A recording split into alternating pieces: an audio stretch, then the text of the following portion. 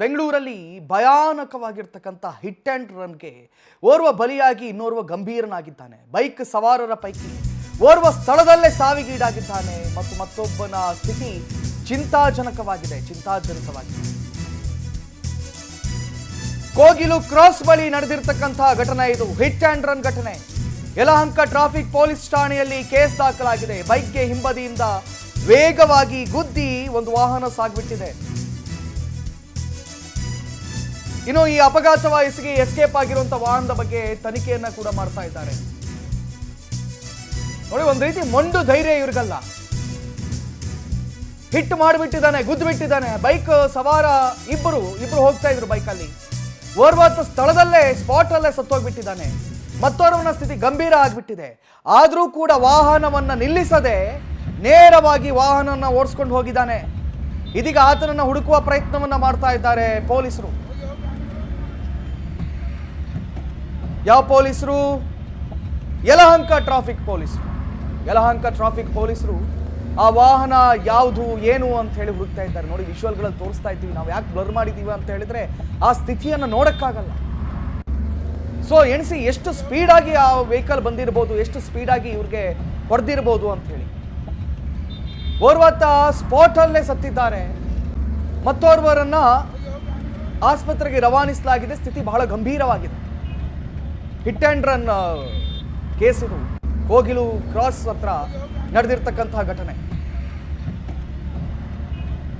ಅದರ ಗಾಂಭೀರ್ಯತೆಯನ್ನು ನೋಡುವಾಗ ನೋಡಿ, ಬೈಕ್ ಇಲ್ಲಿದೆ, ಆದ್ರೆ ಆ ವ್ಯಕ್ತಿ ಎಷ್ಟು ದೂರ ಹೋಗಿ ಬಿದ್ದಿದ್ದಾನೆ ನೋಡಿ. ಸುಮಾರು ಒಂದು 15 ಫೀಟ್ ದೂರ ಹೋಗಿ ಬಿದ್ದಿದ್ದಾನೆ. ಅಂದ್ರೆ ಎಷ್ಟು ಫೋರ್ಸ್ ಆಗಿ ಬಂದು ಹೊಡೆದಿರಬಹುದು, ನೀವೇ ಯೋಚನೆ ಮಾಡಿ.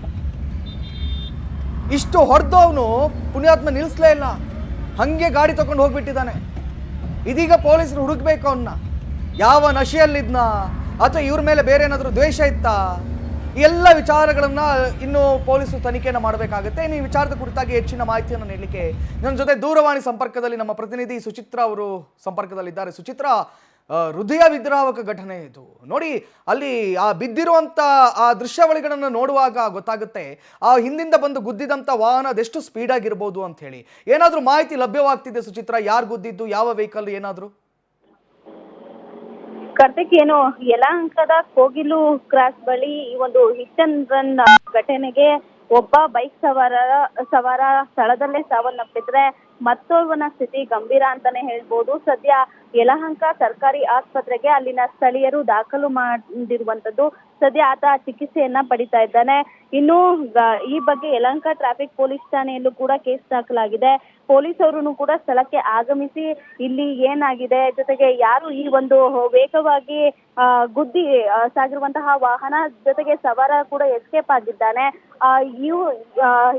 ಎಲ್ಲಿ ಇವರು, ಜೊತೆಗೆ ವೇಗವಾಗಿ ಗುದ್ದಿದಂತಹ ವಾಹನ ಸವಾರ ಯಾರು ಅನ್ನೋದ್ರ ಬಗ್ಗೆ ಇದೀಗ ಸಿಸಿಟಿವಿ ಫುಟೇಜಸ್ ನ ಕಲೆಕ್ಟ್ ಮಾಡಿ ಸದ್ಯ ಯಲಹಂಕ ಟ್ರಾಫಿಕ್ ಪೊಲೀಸರು ಕೂಡ ತನಿಖೆಯನ್ನ ಆರಂಭಿಸಿದ್ದಾರೆ. ಸದ್ಯ ಈ ಏನು ಸಾವನ್ನಪ್ಪಿರುವಂತವರು ಕಿರಣ್ ಅನ್ನೋದು ಕೂಡ ಬೆಳಕಿಗೆ ಬಂದಿರುವಂತದ್ದು. ಈತನ ಸ್ಥಿತಿನೂ ಕೂಡ ಗಂಭೀರವಾಗಿರುವಂತದ್ದು. ಸದ್ಯ ಯಲಹಂಕ ಸರ್ಕಾರಿ ಆಸ್ಪತ್ರೆಯಿಂದ ಅವರ ಕುಟುಂಬಸ್ಥರು ಇಲ್ಲಿಯ ಸ್ಥಳೀಯ ಖಾಸಗಿ ಆಸ್ಪತ್ರೆಗೆ ಸ್ಥಳಾಂತರವನ್ನ ಮಾಡಿ ಅಲ್ಲಿ ಚಿಕಿತ್ಸೆಯನ್ನ ಕೊಡಿಸುವಂತ ನಿಟ್ಟಿನಲ್ಲಿ ಅವರ ಕುಟುಂಬಸ್ಥರು ಕೂಡ ಮುಂದಾಗಿರುವಂತದ್ದು. ಥ್ಯಾಂಕ್ ಯು ಸುಚಿತ್ರಾ, ತಮ್ಮೆಲ್ಲ ಮಾಹಿತಿಗಳಿಗಾಗಿ.